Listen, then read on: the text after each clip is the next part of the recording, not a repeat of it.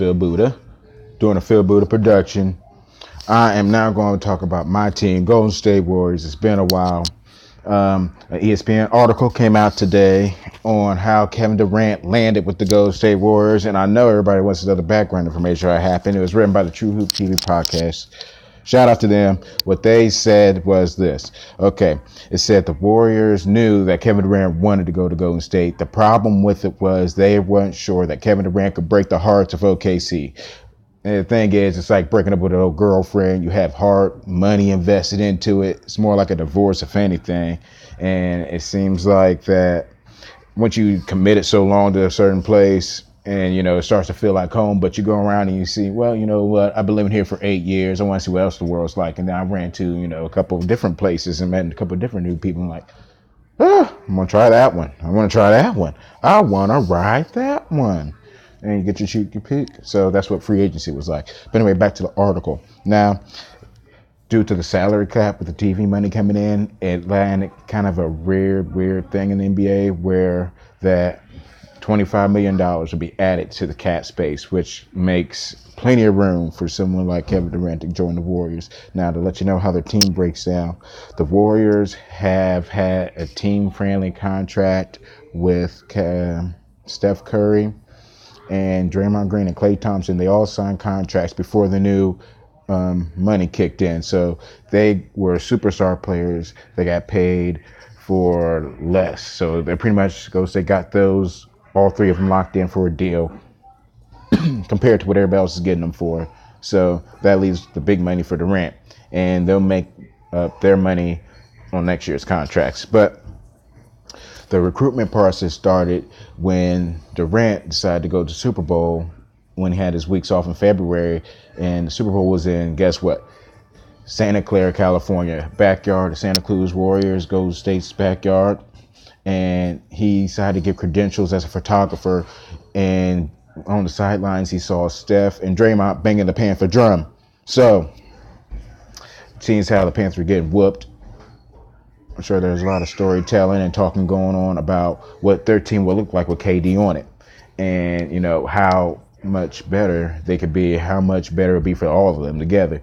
And I'm sure that has to sound good. He's already in the Bay Area looking around everything. Then he has to think, man, I got to go back to OKC and look at this. A bunch of, you know, no disrespect, but, you know, OKC. It has a boring name. It's probably a boring place. California sounds like cool, has cool on it, damn near. Might as well call it Coolifornia. All right, the next thing was that in June, OKC had first talks with Kevin Durant, and the first talks went, the article goes that they said that what would you want the organization to do differently, or what, you know, what could we have done, you know, to benefit you. Man, that's the best you could do. What could we have done differently? It says the next day they had a game, and then they tried to bring him out front with a big banner with his likeness on it and hope that was going to tug at his little heartstrings. But that's not what I want to hear. That's real.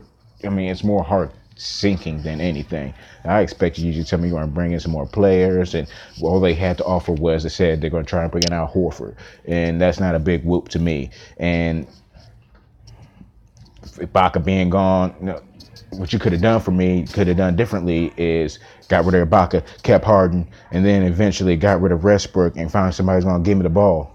That would have done different. That's what you show you appreciate me. That's what I said if I was KD. But on with the next thing. The Warriors the next day had a nice meeting in the Hamptons with him. They tried to do a VR presentation, which failed. So decided to do the face-to-face, which ended up being even better because I know him being an emotional person, face-to-face contact would be much more appreciated. But pretty much they all had great things to say. You're already in the Bay. Technology, opportunities, a beautiful place to play. Great fans that support you. Draymond Green said, how many chips do you think we can win with you on my team? That sounds very tempting to me if I'm KD and I've been in the league 8 years with no chips. Curry says, if you're worried about the shoe deal, winning solves all. Winning cures everything. Your shoes will prosper. My shoes will prosper. Winning does that. People may be mad at you when you lose. That's when people hate you when you lose. The Warriors, when they were coming up, everybody loved them because they were winning. We lost the championship. Everybody hates us. Now we're evil. Now we got Kevin Durant. Everybody hates us even more. Everybody needs an enemy. So Curry says that pretty much I'm not worried about the stats. I'm not worried about who gets what, who gets the recognition. I want to win. I want this chip. I want this feeling again. And Kevin Durant, of course, can't say no to that. Of course, he'll be the leader of the team. Of course, he wants him to take over. He can score many more ways than Steph can, a lot more easier, and leave everybody else open. Clay, didn't have much to say, but a joke. Of course, Clay's Clay, man. What do you expect from him? But what's good for Clay, what's good for the team's good for Clay, good for everybody, as long as he didn't do nothing to piss him off. Boston had their next shot, and they gave the same offer OKC did by saying they were bringing in Al Horford, although they didn't know that OKC already mentioned that to him earlier. But he was going to say he was intrigued by going there due to the talent that they were building up, and if the Warriors had won, he would rather go in the East and compete with them as a front runner, since how they had Isaiah Thomas and they had all the great pieces, and they could trade to make more pieces if they needed, plus Durant if they had to. So that meant probably, and he got to compete with LeBron in the weak East. That's also hard to turn down. That's number 2 spot all day. Of course, the challenge LeBron, you get to play him at least 4 times. You can take the top seed from him, getting them out the playoffs early. All right. The next ends up with OKC. They went to the Hamptons for a last talk with Kevin Durant after they heard the good presentations that he had everywhere else. I mean, the Spurs and Clippers were in contention. They had talks, but these are the main ones he was going to try and go to. But OKC had they tried to meet him during the 4th of July weekend. Everything was booked. The only thing they could get was a late night dinner with him. He turned them down. He wasn't so, he went in there with the, I'm probably going to leave face on. And, they left disappointed, hurt, knowing that they didn't do enough or good enough or make enough moves and too little, too late, whatever you want to call it. It wasn't happening. And plus, he already been entertained. It's like going to a strip club and then, and then going to a kid's birthday party. Like, oh, yeah, this is nice. I think I'll go back to the strip club. And with that being said, he had a call with the next day after the Hamptons meeting with OKC, the last Hamptons meeting. He had a call with Bob Myers and Joe Lacob. And during that call, he asked how could they protect him from the media. And, he's more nice, shy, not attacking.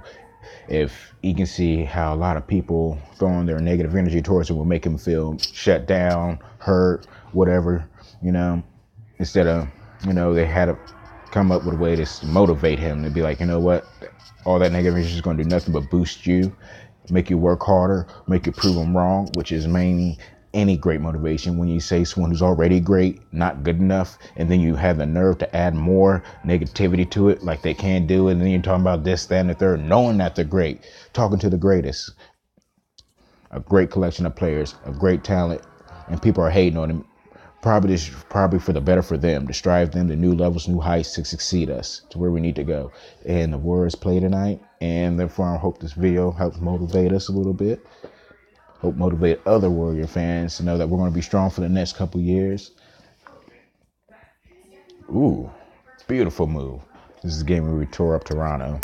I'm still loving this game. This game's great motivation if we ever forget our teamwork and how we play when we get deeper in the season and playoffs.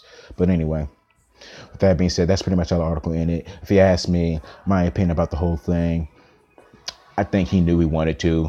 Like the beginning of the article said, it was pretty much just how could he leave his ex and then have to see him every year? You know what I mean? That's pretty much it. But with the attitudes and the people on his old team of OKC, it was probably a lot more easier knowing you're going to welcome arms, happier, funner places. It's like I said, you're going to the adult club and living in the kiddie land. And then, saying you're not going to miss them too much because